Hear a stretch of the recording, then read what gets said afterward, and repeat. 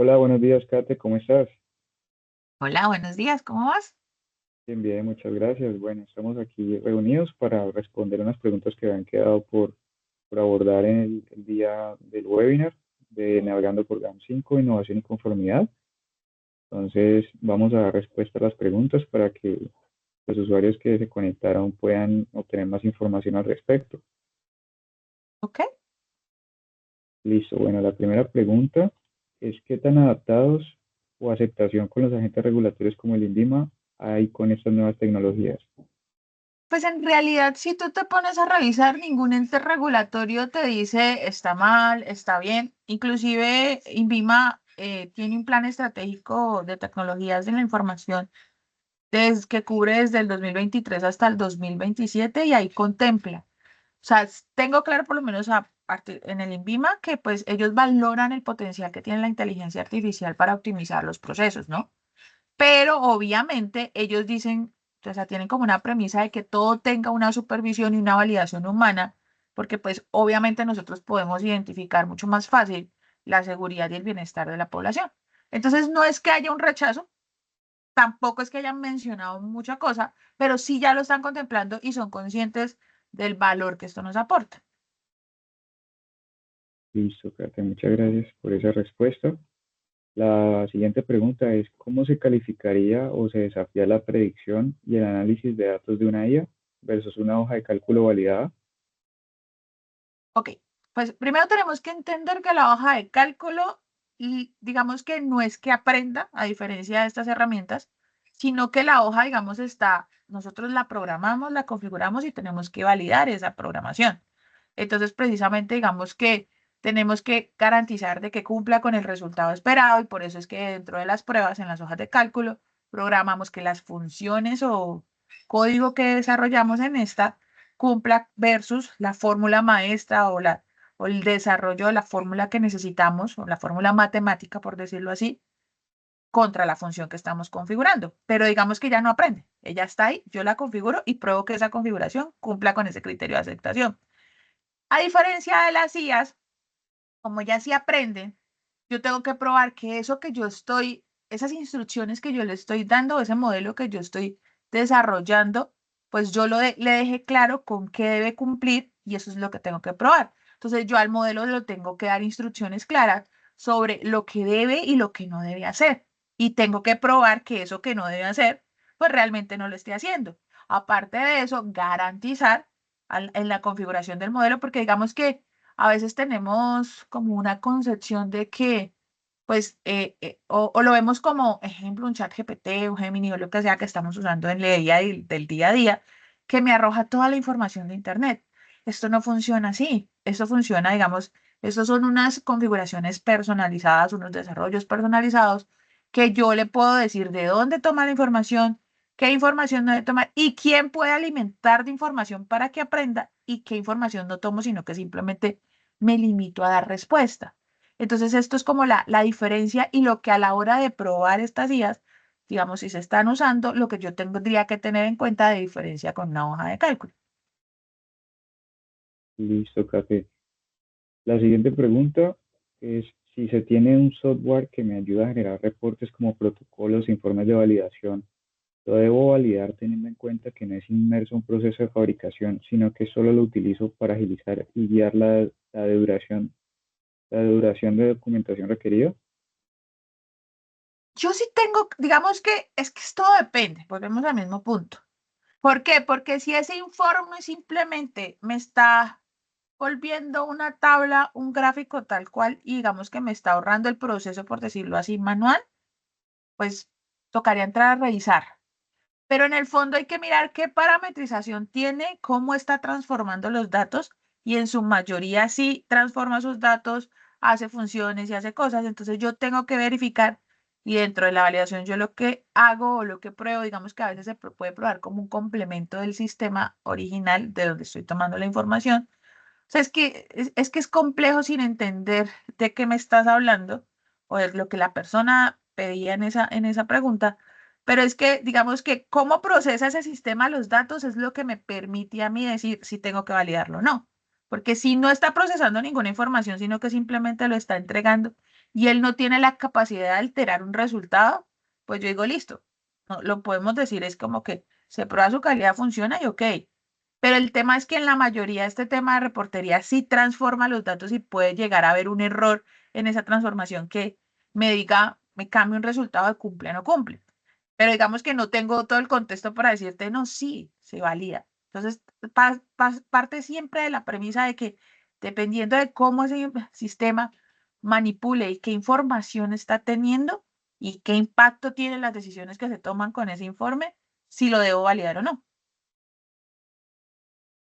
Listo. La siguiente pregunta es, ¿el reentrenamiento y ajuste de la IA Machine Learning implica que nuevamente se deba establecer la estrategia de validación y esta ya se encontraba dictaminada como validado? Ok, creo que esta yo la contesté en el webinar, pero sí quiero como ampliar un poco más. O sea, tengan en cuenta que un reentrenamiento implica decirle a la IA cómo debe volver a pensar, o implica decirle, pues, a la aplicación de Machine Learning cómo debe volver a pensar. Entonces, ¿qué pasa? Los resultados pueden cambiar. Entonces, en ese orden de ideas, yo sí normalmente en ese reentrenamiento, dependiendo de lo que esté reentrenando, sí tendría que volver a validar o al menos validar lo que se impacte con ese reentrenamiento que le estoy dando. Recuerden que esta IA funciona más a través de instrucciones y parametrizaciones de las respuestas que yo espero que dé o cómo procese la información. Entonces, y ahí, pues normalmente todo el reentrenamiento debería validarse. Ya depende del tamaño de ese reentrenamiento, qué tan grande o qué tan compleja se hace esa revalidación, porque simplemente puede ser una adentro. Pero entonces es como cuestión de que se lleven esto, de que ese reentrenamiento es volver a darle instrucciones nuevas y esto me cambia la versión digamos, por decirlo así, de ese modelo. Listo.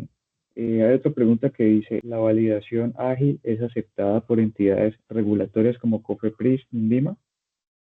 Ok, dentro de la documentación no hay ninguna parte donde diga de que el ente, uno o ente regulatorio u otro digan que aceptan o no aceptan la validación ágil. Aquí lo importante y lo que yo creo que ellos ven es que debe alinearse con los requisitos regulatorios, ¿sí? Y pues obviamente garantizar de que todo eso cumpla con las buenas prácticas que estén vigentes. Entonces, digamos que te diga que estén de acuerdo o desacuerdo, la verdad creería que no. O sea, no hay nada que documente de que estén en desacuerdo, solo que como siempre, todo debe estar muy bien documentado y debe estar alineado con las normativas que ellos están planteando. Listo. La validación ágil es prácticamente la diferencia entre VSC y VSA. Bueno, en realidad no es USSA, sino CSA. Y digamos que pues de cierta manera se puede decir que sí, pero en realidad tú puedes utilizar metodologías ágiles en la validación tradicional, como en los sistemas modulares, porque tú, digamos, defines una estrategia para entregar por módulos y digamos que esto es parte de generar como los sprints. Pero en realidad, o sea, hay otras cosas de fondo que diferencian la validación tradicional del CSA. Listo. Una validación ágil entonces no llegará a su fin. Por ejemplo, tenemos un sistema que 3 veces al año recibe modificaciones en su versión que implica mejorar. Para ese caso, no daré por concluida mi validación. Lo que pasa es que una cosa son las modificaciones, digamos, en pro de mejoras, pero tendrías que mirar es el tema de qué has liberado y que ya consideras con estado validado que no se impacte con esas modificaciones. No es que no termina, porque es que en realidad si lo vemos así, ninguna validación termina, porque yo tengo que tener mi mantenimiento de estado validado y mis revisiones periódicas de acuerdo a después de tener un estado validado. Lo que pasa es que la validación ágil lo que te permite es tener una conclusión de estado validado de otras funcionalidades o otras partes del software antes de que finalices las que no están listas. Pero digamos en cuanto a esas modificaciones que están dando, digamos, cambia de versión y todo, pero son modificaciones probablemente de solo algunas funcionalidades, pues dentro del control de cambios, porque pues obviamente todo esto va amarrado a controles de cambios o a unos planes. Entonces ahí tú defines que sí queda en estado validado antes de que tú tengas estas modificaciones, que se impacta con esas modificaciones y digamos, por ende, ¿a qué le debes volver a dar un estado validado nuevo después de hacer las pruebas en este sentido? Pero no es que no termine. O sea, bueno, sí termina en sí el proceso de validación del sistema para cada parte, pero en realidad, como te digo, la validación nunca va a terminar. Eso no es un proceso que muere en el momento que yo doy un estado o una conclusión. Listo. La siguiente pregunta es, ¿cómo se documentan los cambios? En la tradicional, uno aplica adendas. Me pregunto cómo es con esta metodología. Normalmente con la metodología ágil hay planes. Entonces tú planeas desde un inicio cómo vas a construir. Digamos que esto tampoco es que sale de la noche a la mañana. Entonces, si tú defines, digamos, un sistema donde vas a ir liberando N cantidad de funcionalidades por cada sprint de esa metodología ágil, pues digamos que cuando termines la primera le das un estado validado. Si ese estado validado nos lleva, detectamos errores, detectamos cambios, igual hay que hacerle un control de cambios. O sea, no es que no, simplemente por ser metodología ágil yo no hago controles de cambios, no, tengo que hacer controles de cambios porque inclusive yo ya la liberé.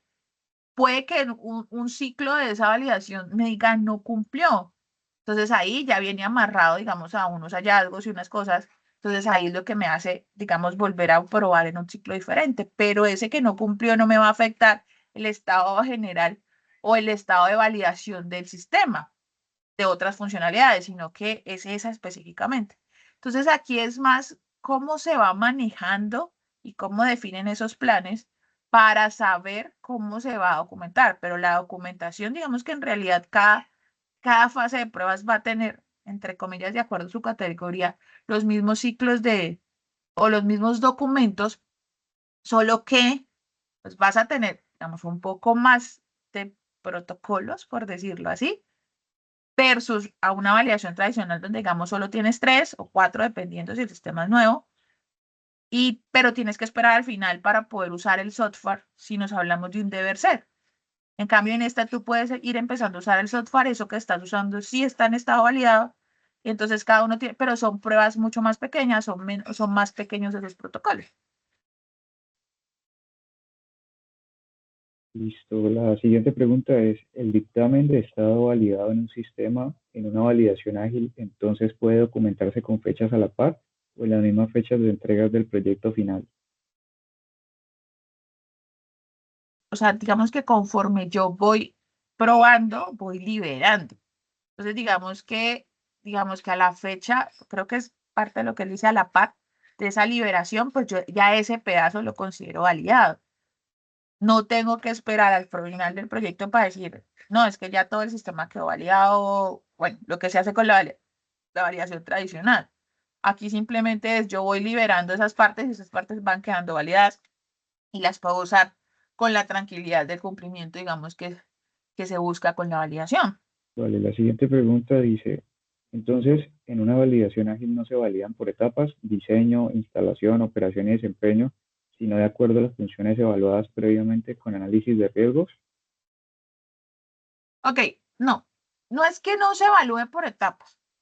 Yo sí voy a tener mis protocolos de acuerdo a eso. Lo que pasa es que también entra en el plan cómo defino que voy a hacer esa validación ágil. Porque pues obviamente si yo tengo un protocolo IQ que me prueba la instalación del sistema y yo ya di garantía y voy a probar con un solo protocolo IQ que todo el sistema sobre el cual estoy planeando instalar e ir probando ya cumple, pues yo no tengo que hacer más IQs, sino que hago los OQs y los PQs conforme a lo que voy liberando. Pero hay otras opciones y es de que cada instalación, o sea, o cada nueva aplicación o cada nueva funcionalidad necesita instalar algo más. Entonces ahí ya entro yo de que sí tendría que hacer todas mis fases. Entonces todo depende. O sea, aquí todo es un depende porque cada sistema es un mundo y cada instalación y circunstancia o cada plan de trabajo es diferente. Entonces aquí lo que tenga es que partiendo de ese análisis de riesgos, también identificar qué va a pasar y de ese plan y asimismo establecer la estrategia. Pero no es que no se puedan, no es que no se deban hacer. ¿Cuáles herramientas se utiliza para optimizar pruebas? Hay muchas herramientas. Lo que pasa es que todo depende de lo que necesites hacer, del tema, pues por lo menos ahorita hay un tema de todo lo que está de paperless validation, que eso es unos software que me permiten hacer toda la validación o todo el proceso de validación desde el mismo sistema sin tener papel, o sea, validación sin papel. Eh, tenemos software para probar el tema de seguridad, tenemos software para pruebas de carga. O sea, es que todo, como les repito, todo depende de lo que permita el software que tú tienes y la capacidad que tengan de adquirir el software o las herramientas que investigue su área y puedan manejar su área de TI para aplicar estas pruebas. Mm, hay herramientas de Microsoft que permiten eso, hay herramientas de diferentes fabricantes que te permiten. Entonces, yo te decirte específicamente una aplicación, no.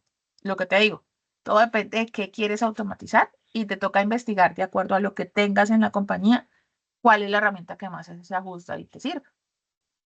El punto de vista de las autoridades en el caso de hacer una validación ágil no nos pedirá también realizar la documentación tradicional por su experiencia y tendremos que hacer la doble labor. Yo digo que no. Lo que pasa es que lo que tú tienes que hacer es que tienes que dejar muy claro tus procedimientos, qué tipo de metodología vas a usar para hacer tus validaciones, inclusive cuándo vas a usar una y cuándo vas a usar la otra, porque recuerden que de pronto para los sistemas que son muy viejitos yo no puedo utilizar validaciones ágiles, yo tengo que usar una validación tradicional. Entonces, todo parte, pues para mí el ente regulador, digamos, más allá de la normativa o lo que pide la norma, se debe ajustar a nuestros procedimientos en el momento de una auditoría y una revisión. Entonces, en este punto es qué metodología tengo definida internamente, cuándo aplico la metodología ágil y cuándo no. Que esto esté bien documentado y partiendo de esto, pues sustentarle muy bien de por qué se usó una y por qué se usó la otra y que obviamente ambas tengan lo que se pide de cada un tipo de metodología. Otra pregunta dice, también tengo duda en eso, las pruebas al parecer pueden disminuirse, pero igual la documentación en una validación ágil aplica lo mismo. Como les digo, la documentación sí se puede disminuir, pero está más enfocado como al tema de lo que son evidencias. Porque es que digamos que si yo tengo un sistema categoría 4, pues yo tengo que hacerle mis 3 fases de prueba. Lo que pasa es que en mi evaluación de riesgos, yo ya priorizo qué voy a probar primero y qué voy a probar después. Entonces, partiendo de eso, y qué no voy a probar inclusive. Entonces, partiendo de eso, el volumen de documentación reduce. Y también el tema a la hora de a qué tomar la evidencia y a qué no. Entonces, obviamente voy a tener muchas menos evidencias con esta metodología, porque antes si le teníamos que tomar foto a todo, por decirlo así, con esta otra metodología. No, ya entra como todo el análisis que me dice a qué sí, qué no. ¿Puedo trabajar las validaciones ágiles a través de la herramienta Jira? ¿Debo validar Jira antes de usarla? ¿Se aplica? Lo que pasa es que Kira se vería como un software de infraestructura, ¿sí? Porque así como Office, en el caso de la validación de hojas de cálculo, que yo como tal no valido el Excel, sino lo que está parametrizado en él. Entonces, obviamente, yo tengo que garantizar que esas parametrizaciones estén bien definidas, funcionen bien, obviamente, pero esto es más, entraría más como la parte de calificación de infraestructura antes que en la validación. Y que, o sea, para que me entiendas, que Jira sí se ajuste a lo que yo voy a hacer para automatizar esas pruebas. Entonces, que si enfoco en unas pruebas específicas, pues él esté en la capacidad de poder, digamos, configurarse para que me arroje los resultados que se esperan. Pero esto, al ser software más como infraestructura, se enfoca más y se debe verificar más en la calificación de infraestructura. Son las categoría 1 que le dije. Listo. Y la última pregunta, las GAM 5 versión 2, ¿cómo enfocan el mantenimiento del estado validado? Digamos que el mantenimiento de estado validado en la segunda versión se enfoca, o bueno, refuerza aún más el tema de que la validación no es un evento único. Entonces, acá empieza a hablar de que pues, es parte tener en cuenta el ciclo de vida del sistema y los cambios que se generan. Entonces, ese mantenimiento de estado validado se debe enfocar a eso. Entonces, lo que son actualizaciones de hardware, actualizaciones del software, los cambios del proceso del negocio, digamos, cosas que antes de pronto con la validación tradicional, el mantenimiento de estado validado, a veces no hacíamos. El tema de los requerimientos regulatorios que han sido cambiantes, entre muchas cosas. Obviamente vuelve y hace como esa integración con la parte de la revisión periódica. O sea, es como que ahora la integra aún más. Entonces ahora como que tener más en cuenta esa revisión periódica, el monitoreo y las auditorías, el rendimiento y la estabilidad del sistema, todo el tema de las auditorías internas y externas que se le hacen al sistema. También como punto vital y como pilar del proceso, la evaluación de riesgos. Entonces es como evaluar los riesgos que se presentan para definir ese mantenimiento de estado validado. Si se puede, digamos, segmentar según la criticidad lo que se va a revisar en ese mantenimiento y asignar pues, los controles de acuerdo a esas evaluaciones de riesgos y priorizar las actividades de acuerdo a su impacto. Entonces, digamos que nuestro pilar para ese mantenimiento de estado validado viene siendo los riesgos y partiendo de eso, pues entrar a mirar qué se usa como la parte de la automatización también se podría hacer. Por lo menos uno de mantenimiento de estado validado puede revisar el tema de y automatizando podría revisar el tema de los usuarios. Entonces yo le puedo cargar qué usuarios están activos en el momento según lo del área y con las pruebas identificar si esos usuarios, si alguno ya no está, pues que si realmente es inactivo y arrojar, digamos, la alerta. Pero son cosas que se tienen que ir, digamos, puliendo y probando de acuerdo a mis evaluaciones de riesgos y la criticidad que se define. Listo, Kate, esas eran todas las preguntas. ¿De pronto hay algo más que te gustaría aportar a estas inquietudes?